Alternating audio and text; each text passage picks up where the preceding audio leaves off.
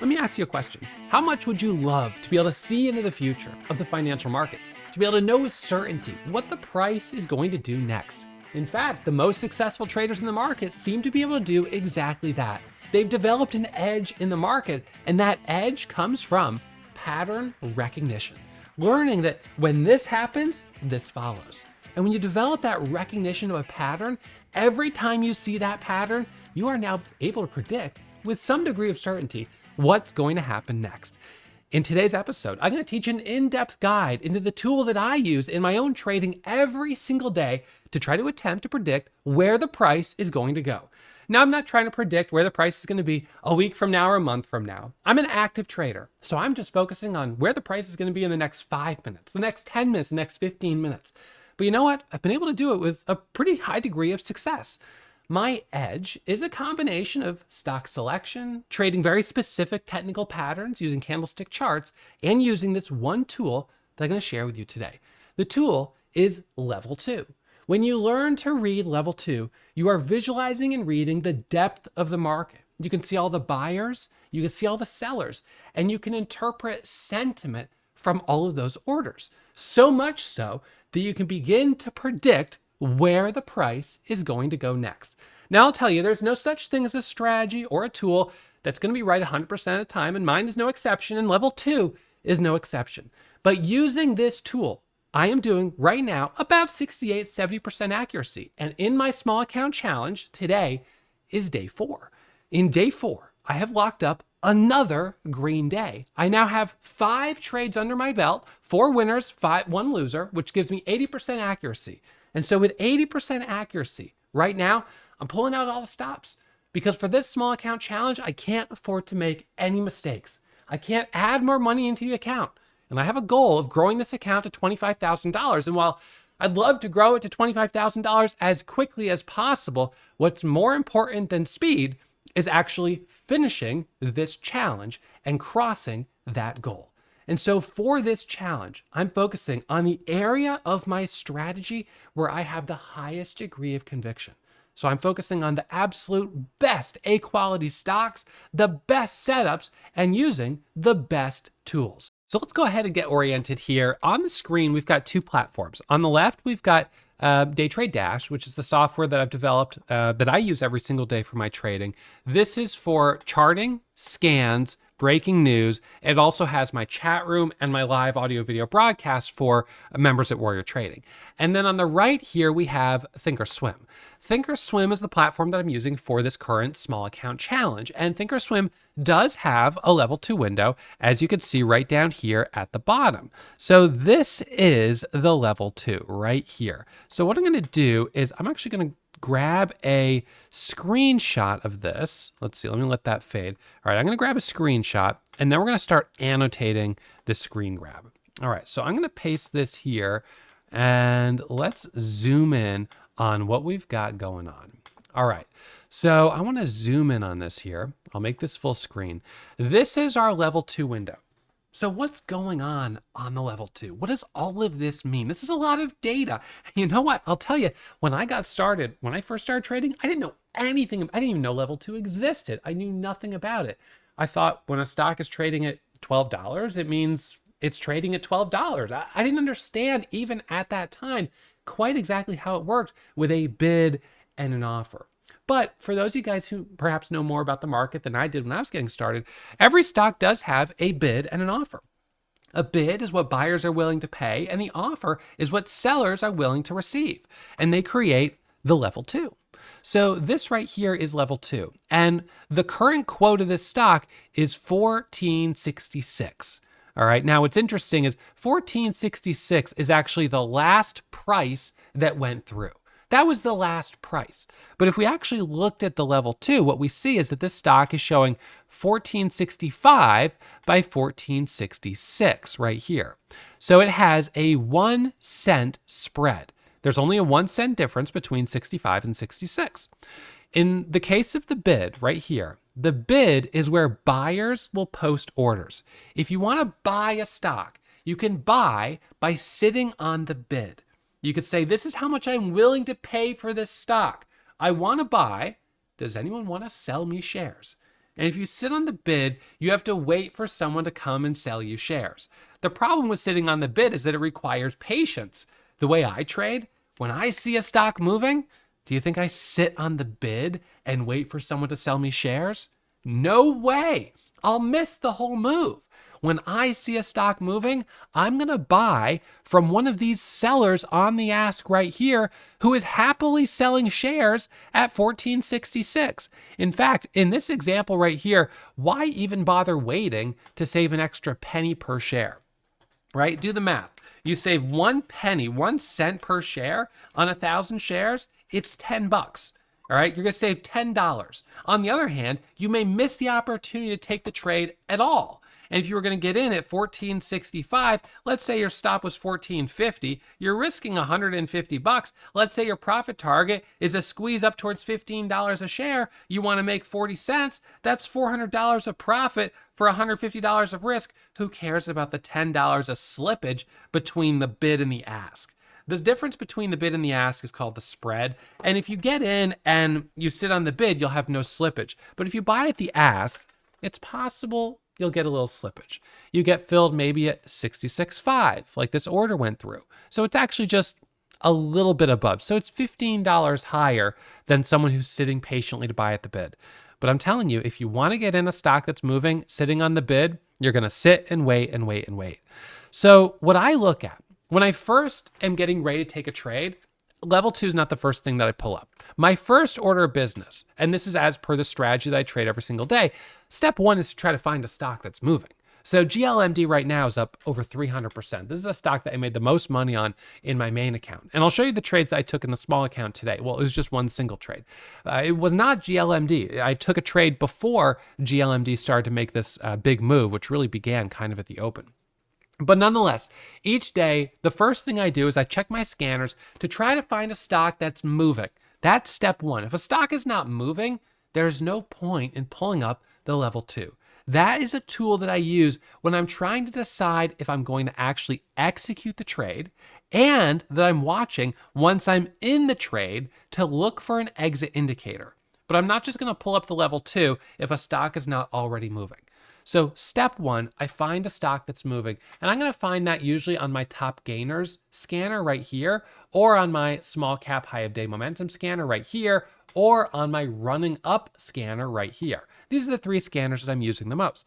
So step 1 is to find a stock. So in the case of GLMD, I might click on this stock and think, okay, it's $15 a share, so it's a little more expensive. It's not, I usually prefer between 2 and 10, so it's a little more expensive. The float is 421,000 shares, so it's a very low float stock. That's the number of shares available to trade, and it's traded 73 million shares today, which means the float has rotated 150 times. In other words, there's only 421,000 shareholders, 421,000 shares out there. That is the total number of shares. So if someone owned every single one of those shares, and they wanted to sell today for 300% profit, would they have been able to sell? Well, based on the fact that there's 73 million shares of volume, they would have easily been able to sell. In fact, 150 times over, they would have been able to sell. So this is a stock that has a huge amount of volume. The relative volume is very high, and it meets all of my criteria for stock selection. Now, I'll actually post a link, Think or Swim downloads. It's going to be posted in at the top of the comments and pinned in the description, where you can download 3 things. Number 1, my Thinkorswim layout. Number 2, my micro pullback strategy as a PDF. That's my favorite way to buy a strong stock. And number 3, my 5 pillars of stock selection. So if you download these 3, you get the 2 PDFs and my layout. Then you can use the 5 pillars of stock selection to better understand the type of stocks I'm going to be trading each day. So step 1 is to find a stock that meets those criteria. Step 2, I then do my due diligence, and I'm checking the fundamental catalyst. I'm looking at the news, and I'm starting to pull up the chart. Once I get to a point where I'm like, okay, I like this stock and I'm interested in trading it, it's only at that point that I pull up the level 2. And sometimes it'll be at that point that I pull up the level 2 and I realize, ooh, I'm not going to be able to trade this. So what would I see on the level 2 that would tell me I can't trade this? Let me see if I can find an example. That was not great. This one, let's see, VEA. How about this? Now that's going to be a little problem. See how it shows 720 on the bid and 838 on the offer? How big is that spread?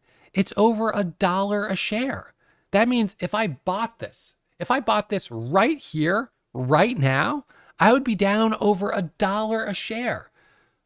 That would be a guaranteed loss, a big loss. So when I pull up the level 2 on this stock, it's actually communicating something very interesting. It's telling us that there are not a lot of buyers, and there's also not a lot of sellers. But the fact that there's just not a lot of volume in total and there's not a lot of orders means that I wouldn't be able to manage my risk, number one. And number two, unfortunately, in this particular case, it also probably means that there's not a lot of other people that are really interested in this stock. I probably have the wrong idea. And in fact, if I pulled up this level 2, I would have to go back and question my 5 criteria for stock selection to ask whether or not this actually met those criteria, because based on this level 2, it doesn't seem that it meets the volume or the liquidity to support a trade. On the other hand, what about something like this?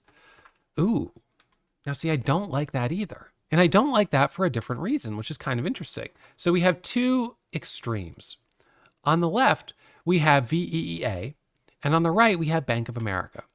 And these are my level 2 windows that I use for Lightspeed, which is the platform that I use. They look a little different than the Thinkorswim platform back here, but essentially they're communicating the same information. The colors are just different. I'll walk you through the colors in a moment.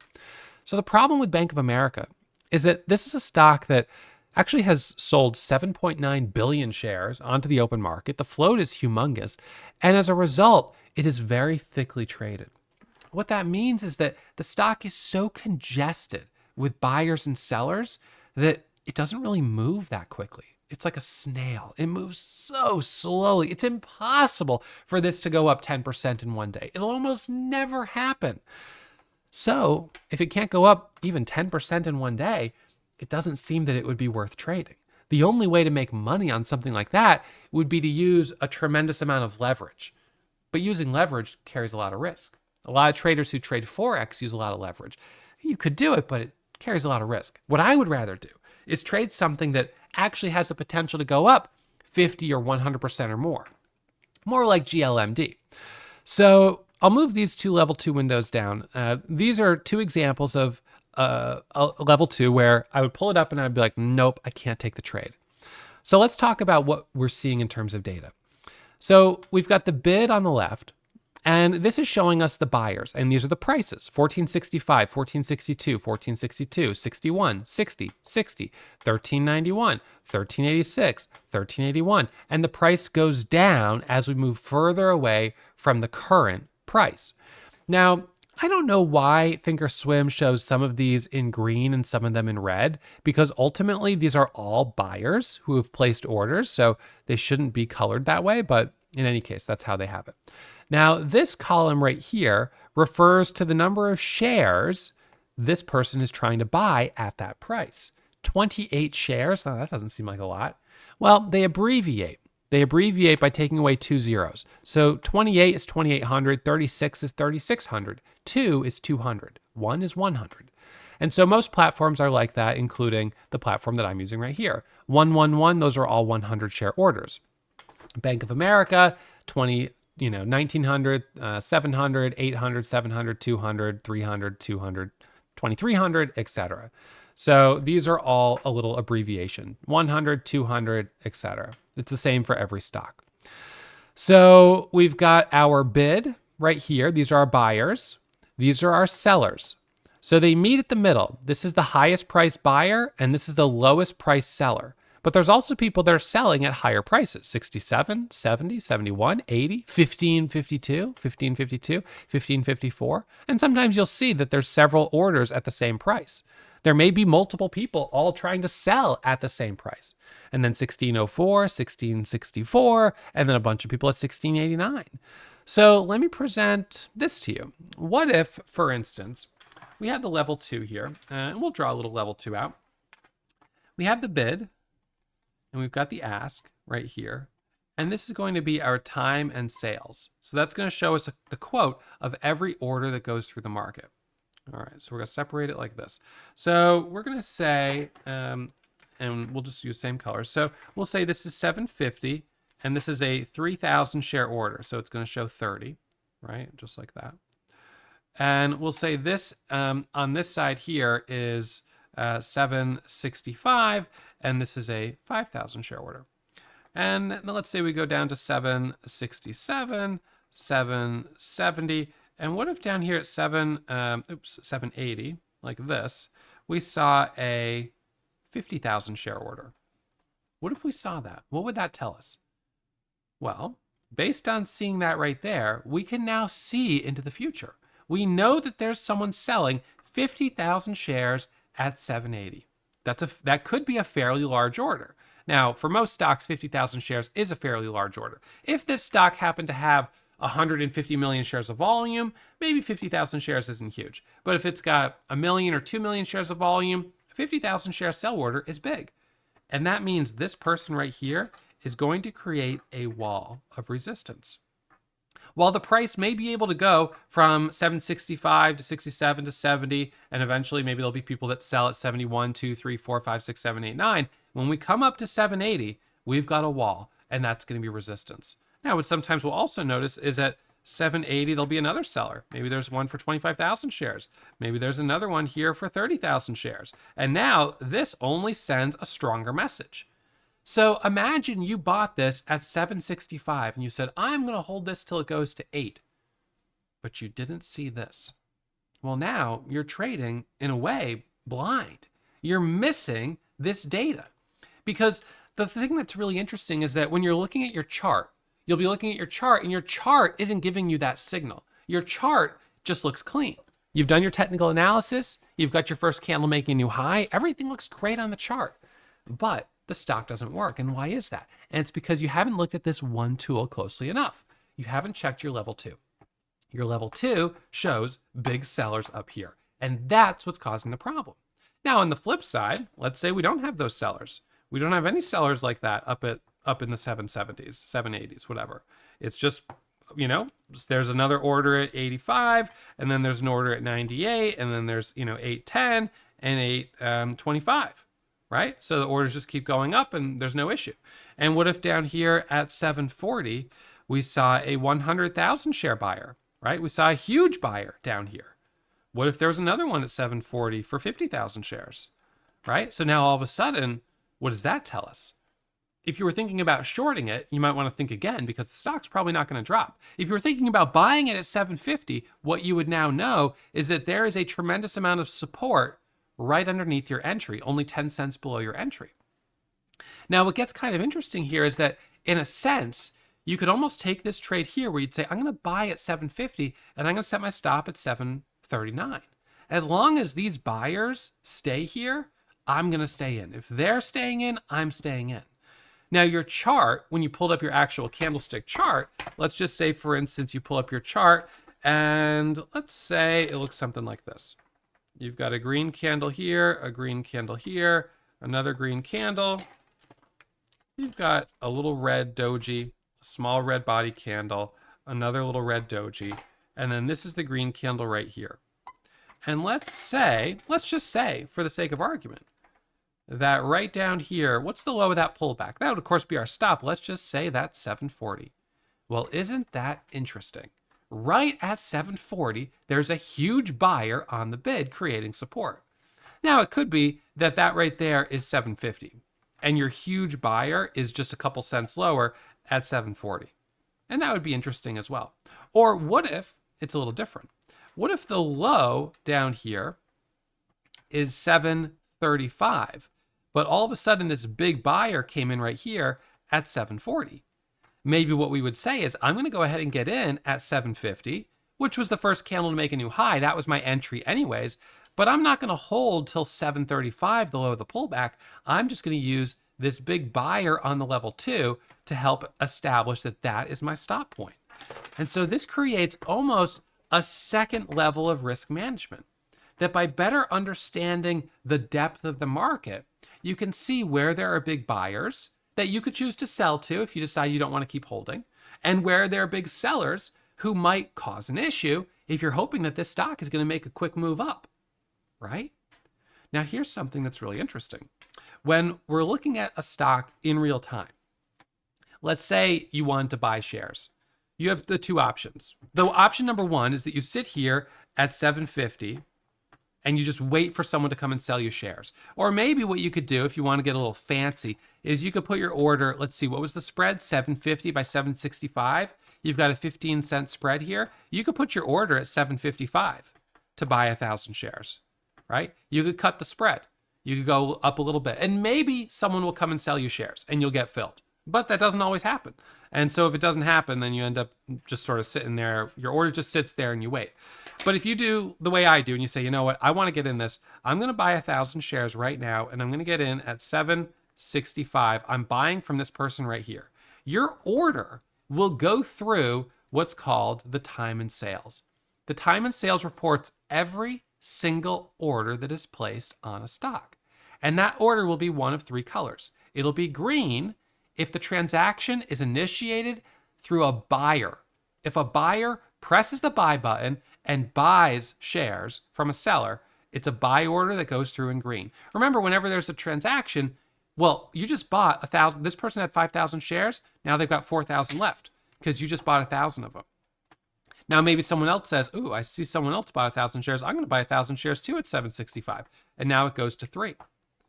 And then you say, someone else says, I want to buy 1,000 shares. And then it goes to 2, right? Then it goes down to 2.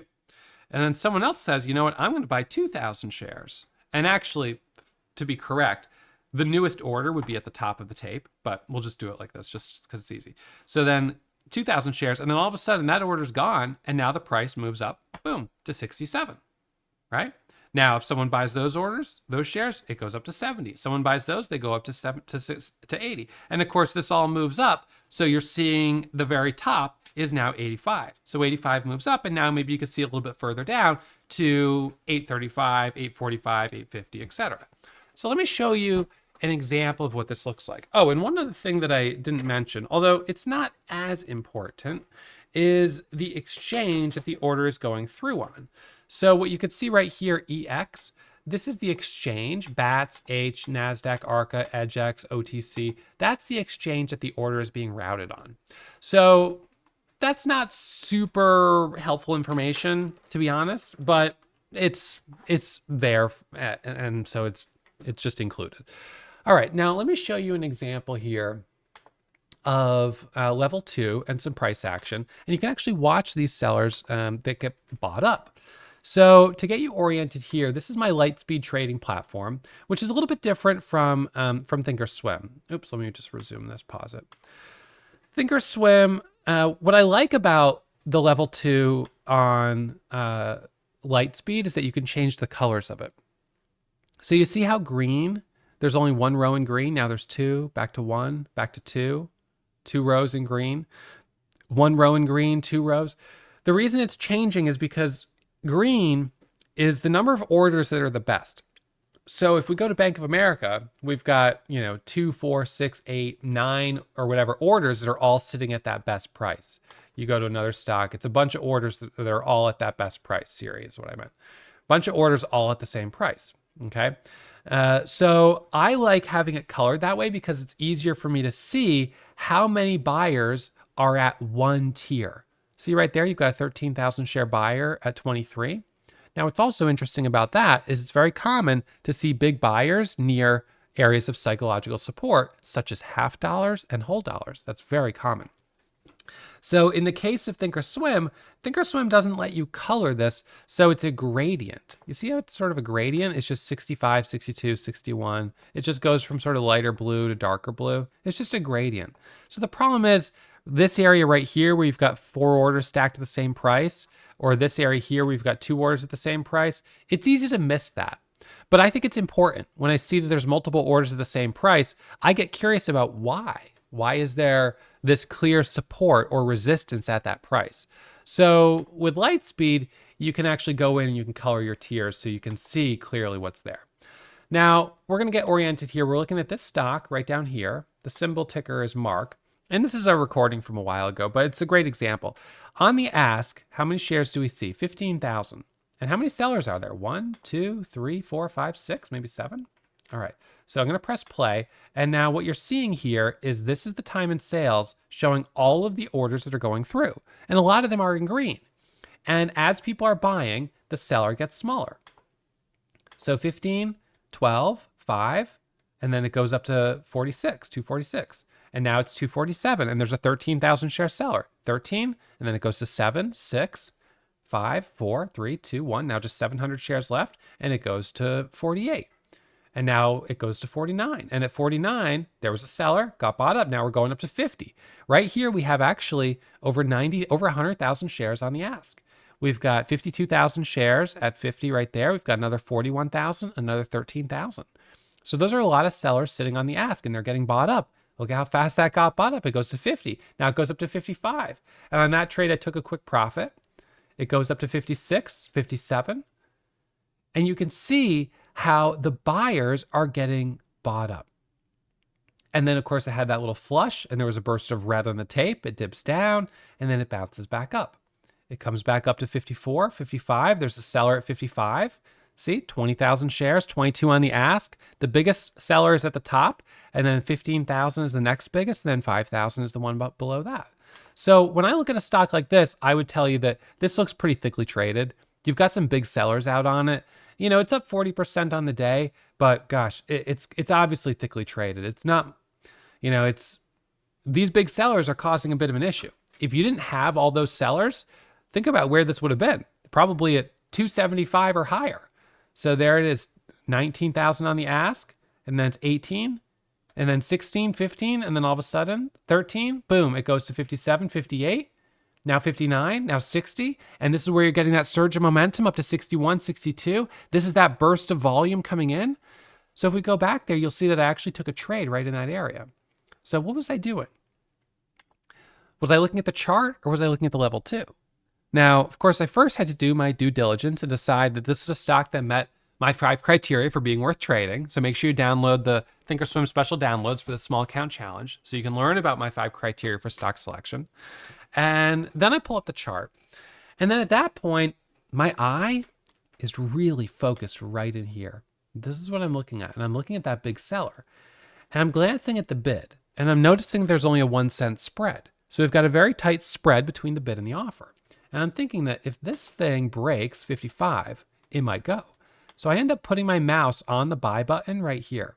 My order is actually a limit order of 259. That means the most I would pay is 259. So if it popped up very quickly, I could get filled at 259, but I wouldn't get filled higher than that. The order is for 2,000 shares. It's not a huge order. And right, it looks like I'm about to click it. Right there, I click it, 58. And now it goes 60. And I'm expecting, because I'm seeing this surge of buying, that we're going to pop up a couple cents a share. So there's 62, 63. And just like that, it's a small winner. Now, maybe that's only a $60 winner, but you do that with 5,000 shares, it starts to add up.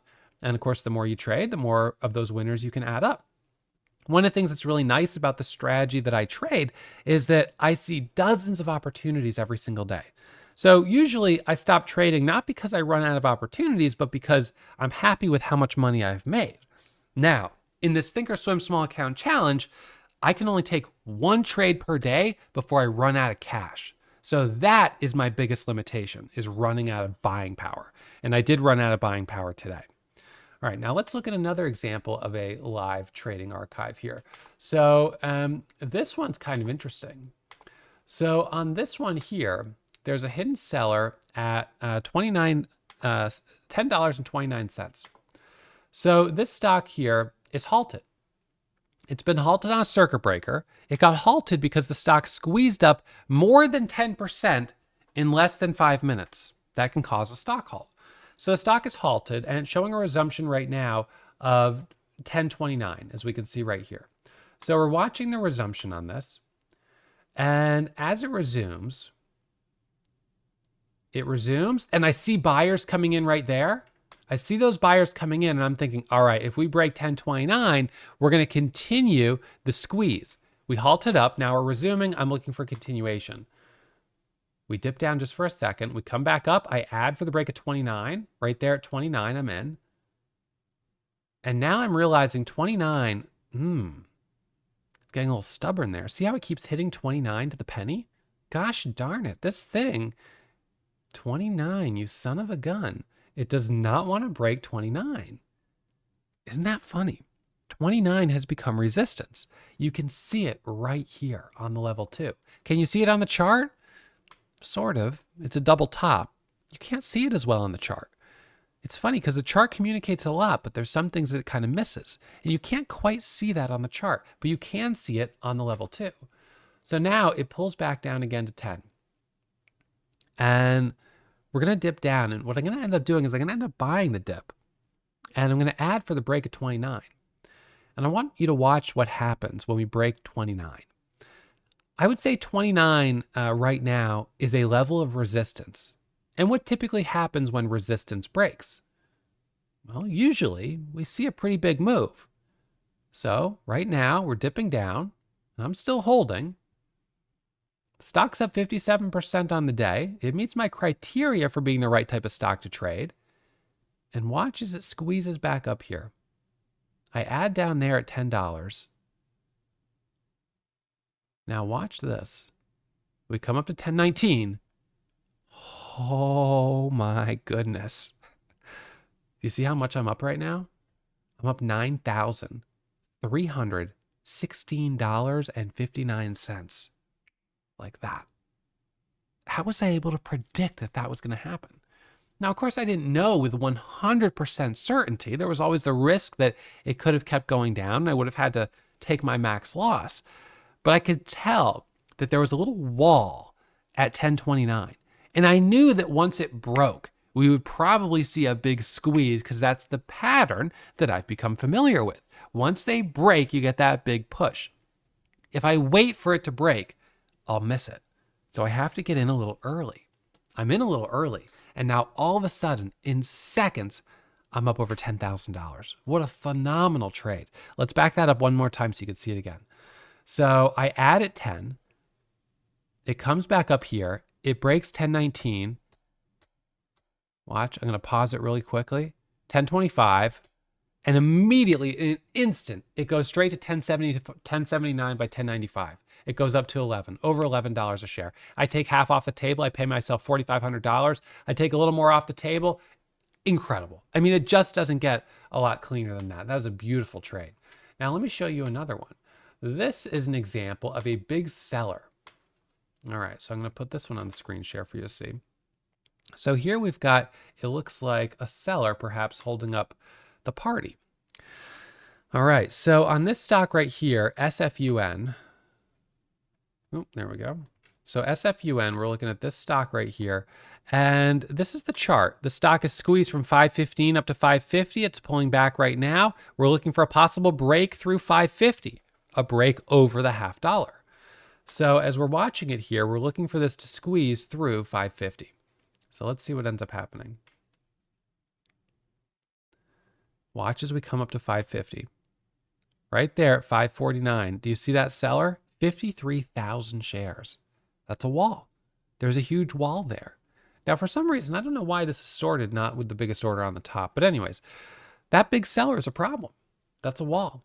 Until that seller breaks, there's no trade. And what makes it worse is that look at 57. There's another seller right there of 16,000 or 11,000 shares. So you've got two sellers causing an issue.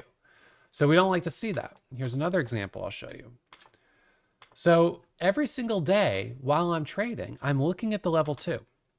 And the level 2 is helping me interpret whether or not I think the stock has a potential to make a big move and go higher, or if it's going to stall out. So what do we have here? Oh, it's on this stock. Sorry. So on this stock here, let's see. Right there at 1180, we've got a 25,000 share seller. So we've got a big seller right there. And it's, you know, it's 50 cents away, but it's a big seller, especially on a stock that has light volume. It's not going to be worth trading it. That's no good. That's a problem. So here's one more example I'll show you, and then we'll switch gears. So AVGR, another big seller. Oh yeah, there you go. You can see that. So this stock is currently up 51%. Let's see. Oh, there it goes. So it's up 51% here. And we've come into the open. It's 9 a.m. And all of a sudden we come up to $2 and there's a 51,000, 60,000 share seller at 2. So already someone is selling shares. 40,000, 44 on the ask. Right? So when you see that big sell order, it's like, you know what? This thing's not going anywhere. So I don't buy when I see a big sell order blocking the way like that. That's the edge that the tape gives you. When you see the orders, you see these huge orders sitting on the offer, sitting on the bid, all of a sudden you can infer what's happening here, right? If you pull up the stock and there's that big order, it's like, okay, there's support. There's someone buying right here. You pull up, there's a huge seller. We've got resistance right here. So now I have another tool that I can use every single day while I'm trading. Yes, stock selection is important. None of level 2 matters if you're choosing and trading the wrong stocks. If you're trading the wrong stocks, you're going to pull up Bank of America, you're going to trade stocks that aren't moving, you're going to get frustrated. That's not going to work. So level 2 is not the first thing that I look at. First, I have to do my checks of, is this the right type of stock to trade? What's the catalyst? What's the chart setup look like? But if I've done all of that, then I'm pulling up the level 2, and that's when I'm trying to make the decision of, will I actually take this trade? Is this a setup that I'm going to be able to buy? So like this right here, for instance, we've got this pattern where this is a stock that has now done a number of jackknife breakouts, false breakouts. Here, it halted down here. It did another one right here. So in this area here, unfortunately, it just has too much risk of doing that again. So if I pulled up the level 2 on it, I might not see anything on the level 2, but you know what I see right now? Just to pause for 1 second. What I see right now on this is a 26-cent spread. A 26-cent spread. That's kind of a big spread. You know, I don't really love seeing that. I'd rather not see a 26-cent spread. So you've got a bigger spread. You've got, you know, a stock that's jumping up and down really quickly. And unfortunately, this is a stock that it would be very difficult to manage risk on. It's just moving too fast. Look at how fast it goes to 14.75. So at this current price, you know, you look at the chart and sometimes you can't quite grasp the scale of how much it's going up and down. When you look at the level 2 and you see this whip, you realize, no, I wouldn't be able to manage my risk on that. So it doesn't matter how much that stock goes up. If I can't manage my risk, it's not worth looking at it any longer. I might as well look at something else. I might as well move on. If I can't manage my risk, there is no trade. If you're trading thinking just about profit potential, you're gambling. Now, the best traders out there, the ones who are really active, they're absolutely using level 2. I know of very, very few traders who try to day trade without using level 2. I think it would be the equivalent of trying to drive with one eye closed. Could you do it? Sure, but you're going to consume less information, less data, and it's going to put you at an inherent disadvantage, not to mention depth perception. But I'm sure there's people that do it, and you could do it. Could you trade without level 2? Sure, but why? Why would you do that? Why would you take away all of the data that's available here? Well, I'll give you a couple of things that people have said. Some people have said, you know, Ross, I don't like using level 2 because I get faked out. They get faked out. What does it mean to get faked out? Well, maybe they'll see that big seller, but then it ends up working anyways. And I say, well, okay, so you got faked out on that particular trade. I get faked out on some trades as well, but in net, in total, we look at my metrics and I know what I'm doing is working quite well. And I believe that level 2 is giving me that edge. It's helping me know when to get out of a stock, when to get out of the way, when to get in, when something's going to go higher. Some people say, well, Ross, isn't it true that someone could put out a fake order? We've heard about hedge funds that do that. They put out huge sell orders to try to scare people away. Or they put out huge buy orders to try to convince people to buy. And while it's true, we have heard about that. That's called order spoofing, and it's illegal. So retail traders, if we did that with a retail broker, the retail broker would see it. They would kick us off the platform. We'd be gone. And we would probably get blacklisted, and we wouldn't be able to open an account with any other broker. Do the institutional traders do it? I'm sure they do. I'm sure some of them do. But what types of stocks are they trading typically? Tesla, Nvidia, the S&P 500, large caps, maybe GameStop, maybe AMD. Okay, so if we know our lane, if we trade the right type of stocks, the stocks that meet my 5 criteria of stock selection, those aren't the type of stocks where we're going to be fighting as much against institutional traders. And the reason is there's not enough money and profit potential for them to trade it. So let's think of an institutional trader right now that's managing a $100 million account. They've got a $100 million account, and this stock GLMD has a 400,000 share float, and it began trading today, had a low of $5 a share, which means the total market cap of this stock this morning was like $2.5 million. $2.5 million. They'd have to buy the entire company. You know what happens if you buy the entire company? You've got to do regulatory filings. You're a majority owner. You can't just buy 100% of the company and then turn around and sell it, half an hour later. That doesn't, typically you wouldn't be able to do that anyways. Now this has enough volume where I suppose you could have, but nonetheless, institutional traders are not typically going to be interested in these types of stocks. There's not enough money for them. They want to trade the things they can move $40 million in and out of and make really big money.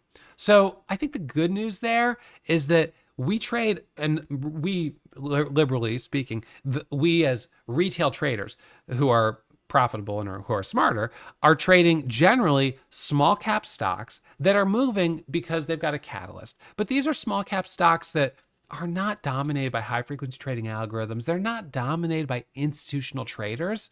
So we do have an edge. Now, if you try to trade Meta, you try to trade Tesla, you look at the level 2 on these stocks, and that's actually a different game. Now, what I'm going to do here, I'm going to show you something real quick. This will be kind of interesting. Let's see, IWM. So I'm going to show you this feed of market data. And this feed is kind of interesting. This is actually going to show you, it's going to take a second to load. This is going to show you high frequency trading algorithms right here and the way they move their orders in and out of the market. So you might be able to see this. It's a little hard to read. But these are actual orders that are getting placed and canceled in real time by high frequency trading algorithms. So this is actually the visual of what level 2 looks like when you actually plot it on a chart, which most people wouldn't do. But if you did, this is a high frequency trading algorithm. These algorithms, what they're doing is they're placing orders and they're canceling them. And they're placing them and they're canceling them. In fact, right here, these are live orders that are going on the book. And you can see how dynamic they are. They appear and then they disappear. They move up, they move down. It's like flickering. And these are actual computer programs that are moving the price. They're moving the price up, they're moving the price down. They're responding to orders that are coming through the market. And these are incredibly sophisticated computer algorithms that are designed to make money. Who are they making money for? The institutions. They're making money for the market makers. They make the market by actually sitting on both the bid and the offer at the same time. So when we come back to our level 2 example, where we've got our bid and we've got our ask right here, a market maker will sit here to buy. They'll post an order to buy 10,000 shares, and then they'll post an order to sell 10,000 shares. How do they do that? How can they buy and sell at the same time? Market makers are allowed to do that. They can be on both sides of the book, and they have to be.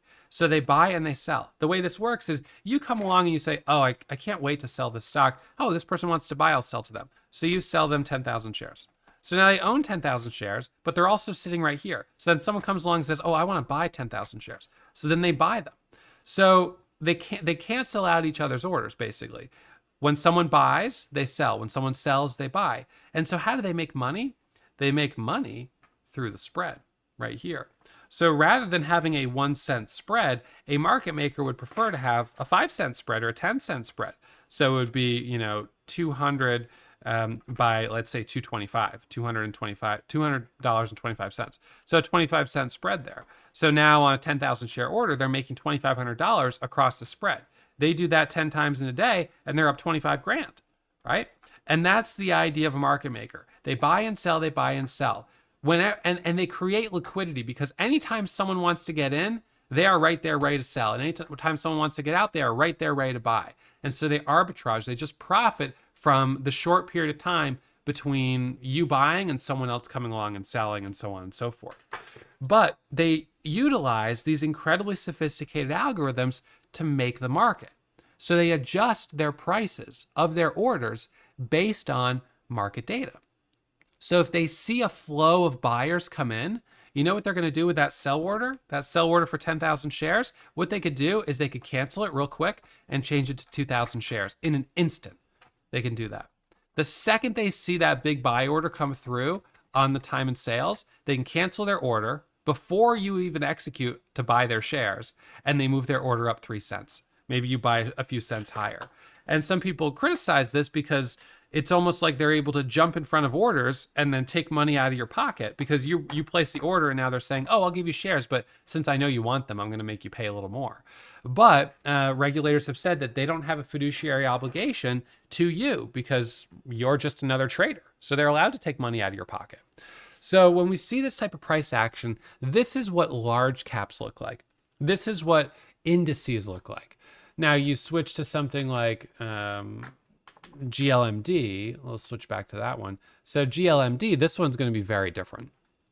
This one has some splotches of orders down there where an order is placed and canceled. But for the most part, you can tell it's very different. It's mostly big order that sits there. There's a big order right now that's sitting up here at 1750 for 16,000 shares. Another one at 17. And then there's a couple of big buy orders down here at 20 and 1150 and 1120, or sorry, 11, both for 20,000 shares. So you could see these big buy orders, but just the way they're placed is different. It's much more organic. Let's see, what's another stock that's up a bit today? SMSI, this one's pulling back a little bit, and it's also a penny stock, but we can look at this one. So lower price stock here, doesn't really have too many orders. There's not a lot of people trading it. There's a 100,000 share sell order here. So actually what you have are sell orders. So this is interesting. You have sell orders lined up. So if we looked at the level 2, we would see sell orders. 100,000 share sell order at 86 cents, another 50,000 shares at 90 cents, another 50,000 shares up here. So you just have sellers stacked up. But that's not algorithmic. That's just people that are selling. They just want to get out of the stock. DTSS, this is another one that was on our scans earlier. Didn't really move a whole lot. Probably doesn't have too much going on right now. But you know, you compare, so a lot of sellers up there. Yeah. So this is, again, you see the depth of the market, you pull up your level 2 and you see, oh, look, there's a lot of sellers at 350 and 360. We're gonna have to break through those levels before we're in good shape for the move up to 4.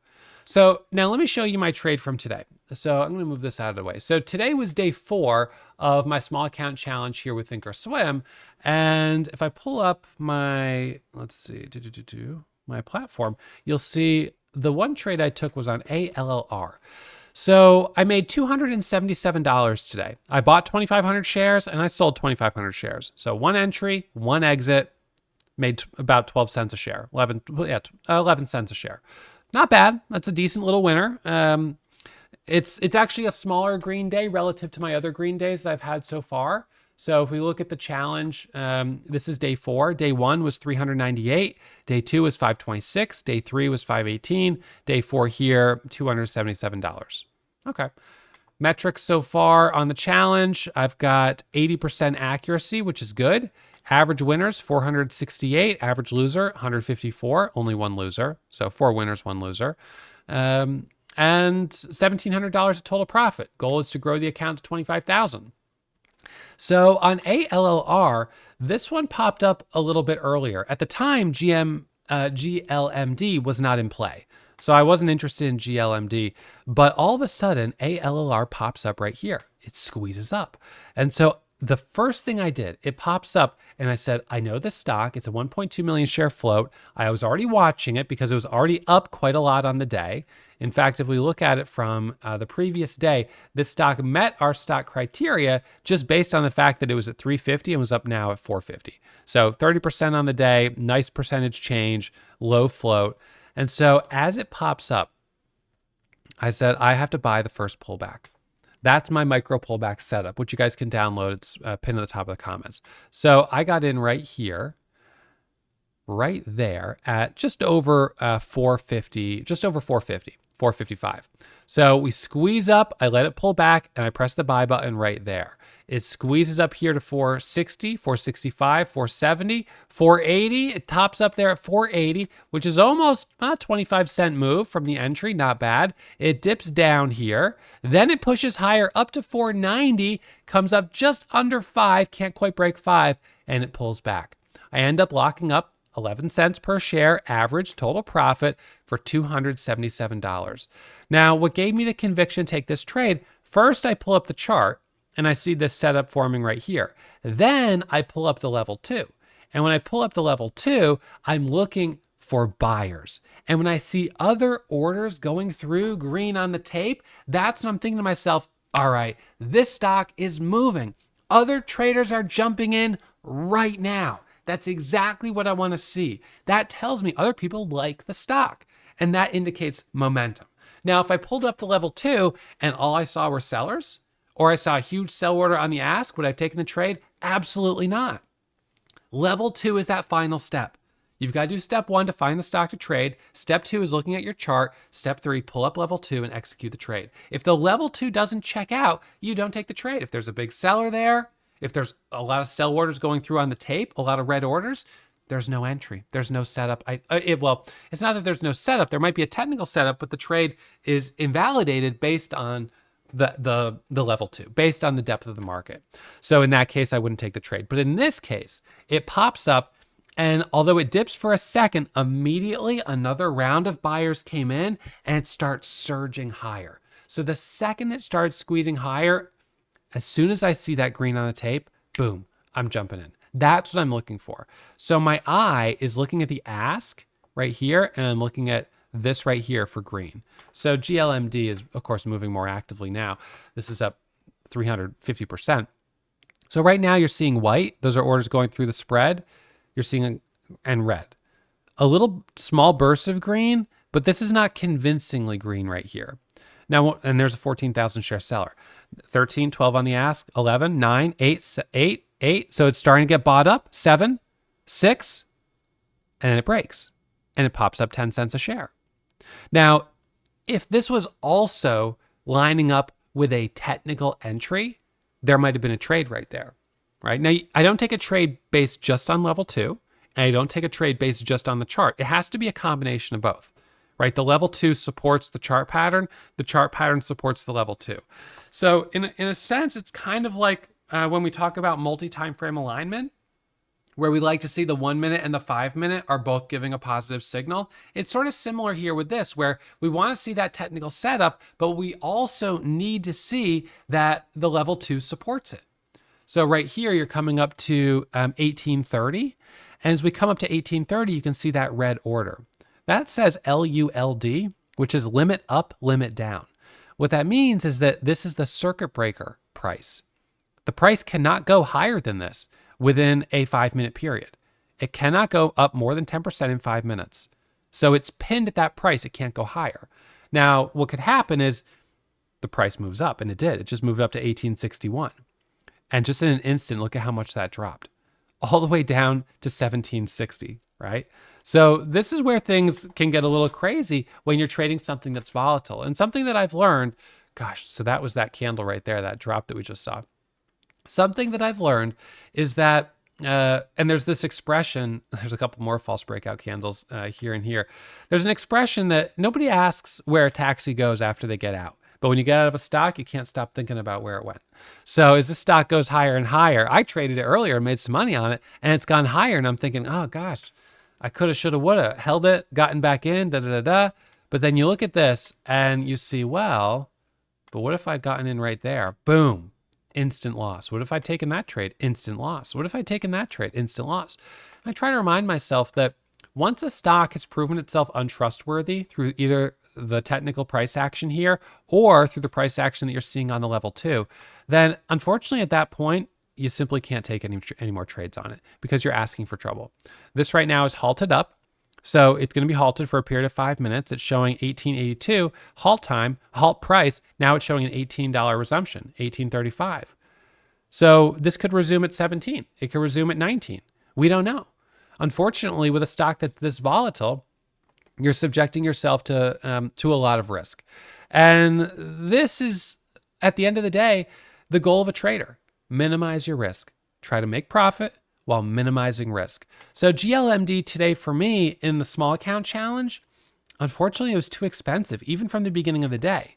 So when I took my first trade on ALLR, GLMD at that time was not in place. So that trade on ALR was pre-market, and at that time GLMD was pulling back, as you could see right here. But I did take a trade on GLMD actually right here as it curled up pre-market, and then there was another trade I took on it in this area, which was nice. But the thing about it was I was trading in my main account where, of course, I have more buying power. In my small account, I was like, realistically, how many shares can I afford? And I just thought to myself, I'm better off focusing on stocks that are, $2, $3, $4 a share than trying to trade something that's 7, 8, 9. And then once it got higher up, I just said, no, there's just too much risk. Sometimes you look at a chart like this and in hindsight, you're like, wow, look how clean that is. Although, to be honest, even when I look at this, it doesn't look that clean when you see these candles here. You see, whoa, I could have really screwed up pretty badly because these candles are huge. But anyway, sometimes you'll get a chart or you switch it to a 15-minute time frame or something like that. And you're like, wow, this thing just basically went straight up. I can't believe I, didn't hold it longer, this and that. But again, I'd encourage you to focus your strategy on quick entries. Get in, get green, get out. Don't overstay your welcome. And remember to pay yourself. Once you start getting the feel of level 2, and the best way to get a feel for it is to practice a lot. You want to practice trading in a simulator. You just get in, get out, just get a ton of experience. You could be trading some of these stocks all day long in a simulator, gaining experience. But once you start to see some of these patterns, you see that big seller, and then you watch to see it get bought up. It goes from 20,000 shares to 19, 18, 17, 16, 15, 14, 13, and all of a sudden you're like, whoa, here we go. This is it. And there it goes.